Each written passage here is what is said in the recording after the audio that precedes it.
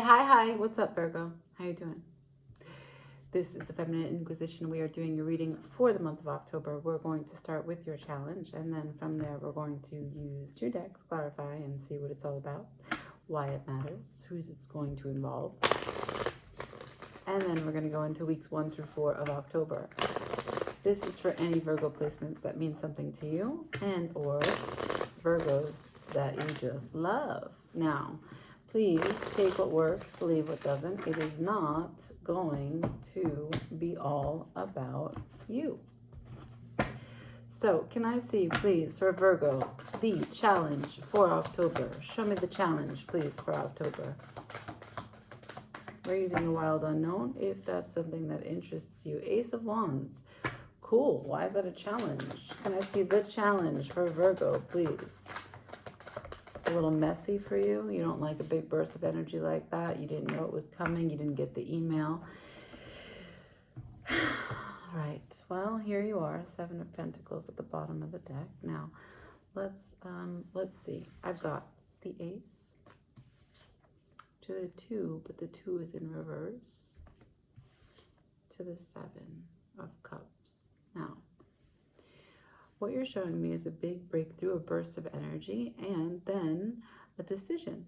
Now, normally, if the 2 of Wands were upright, it would be time, a deliberate pause, and understanding which choice to take, knowing that it has a huge impact on the future. It's future facing. The 2 of Wands sets you up to go through the rest of the suit. Here it's in reverse, so it's very easy for you to go directly from the breakthrough of the Ace into whatever choice you are taking for the future. Now, the 7 of Cups suggests to me that this is something that you are deeply connected to emotionally, and also you're kind of worried, full of hesitation, full of a pause, trying to discern. 7 of Pentacles at the bottom of the deck. Trying to really understand everything you've been through up until this point. All the fantasies that you've previously had, all the avenues, all the wrong trains, all the dead ends, everything that you have learned from previous to now. How can you use all of that wisdom so that you don't make the same mistakes? And there's a lot of options available, right? So much opportunity is at stake. You have high hopes for this, but you don't want to be too caught up in hope. You want it to be rooted. 7 of Pentacles. So let's go. This doesn't really look like a challenge. It just looks exciting, which is a challenge for you, Virgo. Can I see, please, more about this? Anything that you'd like to share more about this, please, particularly maybe related to the choice, then you can learn where this is in your life. Can I see what more about this? The 2 of Pentacles, okay, busyness, balancing. Balancing what? The 4 of Pentacles.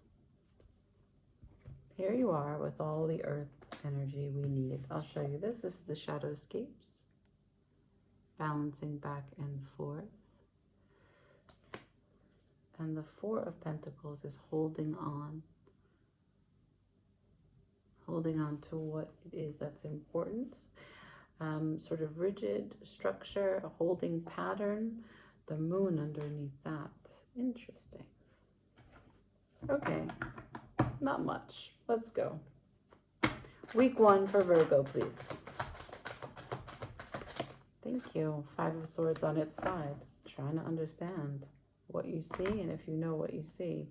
If you see it well, if you manipulate it, are you being manipulated? Week 2. Ooh, that fell. That's the 2 of Pentacles. And that is inevitable change. Upright. Week 2 is the 2 of Pentacles. And that is how your challenge was clarified. So this decision that you take with this 2 of Wands brings a change to your life. You go through a metamorphosis of some kind, right? Because in the Wild Unknown, you can see there's the butterfly. Can I see week 3, please, for Virgo for October? That brings me to the 10 of Pentacles. And then week 4 for Virgo for October, please. Good. 10 of Cups. A lot of completion. 10s, 2 10s in the month 10. Ace of Swords at the bottom of the deck. So that's nice that we get the Ace of Swords without having to go through the 10 of Swords. 10 of Pentacles, 10 of Cups. Inevitably the better 10s of the 4 10s. But they are on their side. So they are neither confirmed nor denied. This is about change. And maybe you're running the risk assessment. You're trying to evaluate if you can come to complete these, or if these are too important to you to put them at stake for whatever this change asks of you, which is why week 1 you're kind of confused. Will this cut me in half?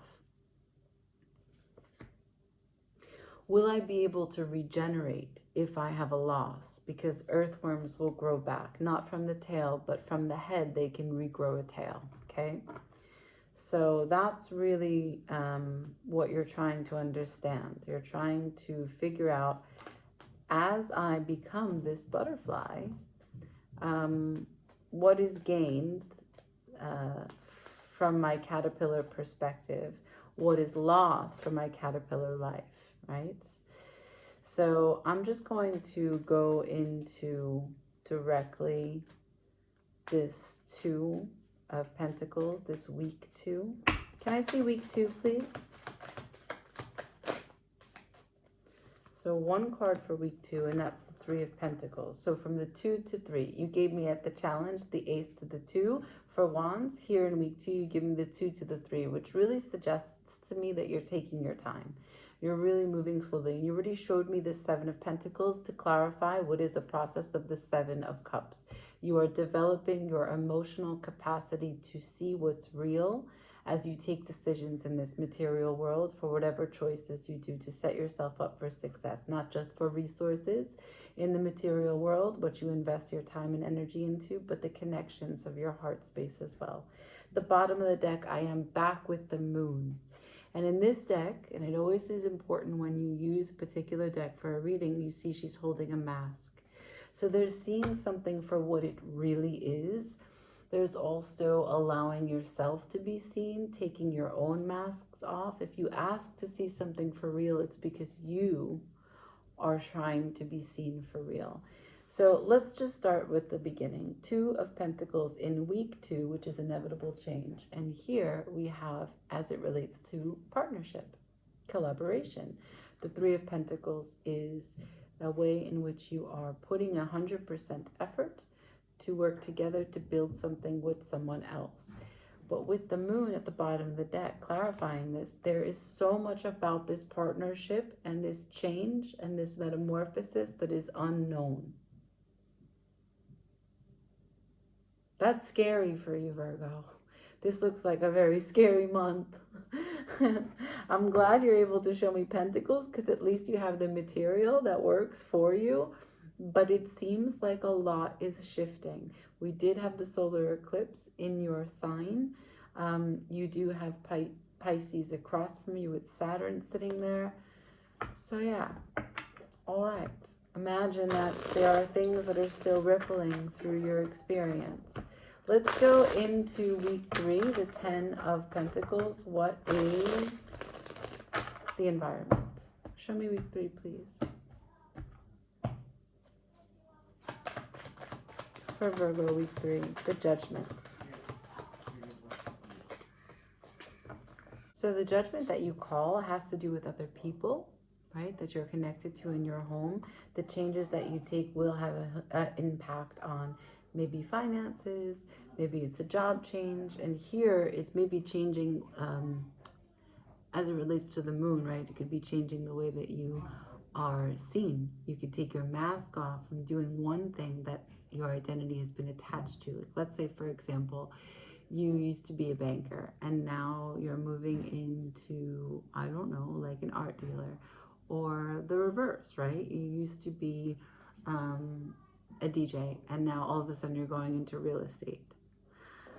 Is it likely that Virgo is a DJ? It could be. It could be. We don't want to put you just in a box like this. So it has the Knight of Cups, which means that it's a new endeavor, a new creative endeavor. Whatever it is that this judgment is being called upon, it's bringing back to you something, again with the butterflies, that you used to bring life to. You used to love and be bloomed, or you used to bloom in and with.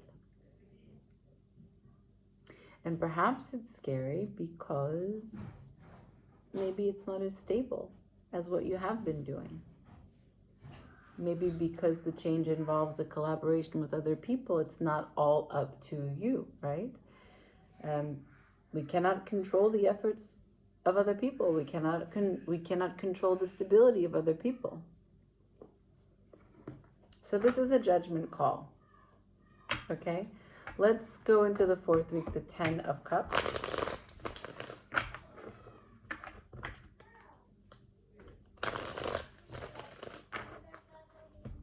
Can I see the 10 of Cups for Virgo, please, for week number 4?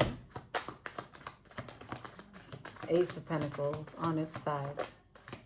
Temperance in reverse, and the Strength. Knight of Pentacles at the bottom of the deck. Moon again is underneath that. Holy smokes. So much about this is revealing something to you, or that you really care a lot about, like your deepest desires, your biggest hopes, but also the biggest fear. This is a huge chance that you're taking, except I don't see the Fool. So Ace of Pentacles on its side. If an Ace of Pentacles is on its side, it means that you haven't put enough effort in. Now, I'm not saying that I believe that, because I'm sure you have, but it means that your imagination, your power of assumption is not manifesting it because you are feeling a little bit mixed back and forth. You've given me the 2 of Pentacles 2 times. I would say it is in your best interest to not let the 2 of Pentacles thwart this opportunity that comes the 4th week of October. My only advice so far, as it has been shown to me, is to make sure that you keep your eye on the prize. Fill yourself with the sensation of what it's like to get where you want to go. Okay, now, Ace of Pentacles with the Temperance in reverse, meaning it's not balanced. And then the Strength, your courage and your determination to bring this to life is not balanced. And that is why I have the 10 of Pentacles and the 10 of Cups both on its side, the Ace of Pentacles on its side. Calling judgment. We're going to go there so I can get clear. So you're really convicted. This is your capital T truth. Lightning is striking. You want to pierce the veil and do the thing, say the thing in divine timing. But judgment over the 10 of Pentacles, then with the Ace of Pentacles on its side, suggests that we need clarity about what judgment is. Is judgment being called by you? Is it getting in your way? Show me the judgment, please. Show me the judgment for Virgo, week 3. Thank you. The 9 of Pentacles. This goes back to Venus in Virgo. This is your confidence, your ability to think and feel that you have everything that you need, that you have the freedom to let go, because what is yours will come back to you. The Sun. The ability to be seen, the ability to shine, to co-create. Do you call judgment based on something that happens in the 3 of Pentacles, where it asked 100% effort and collaboration, and therefore you went too much into an independent realm?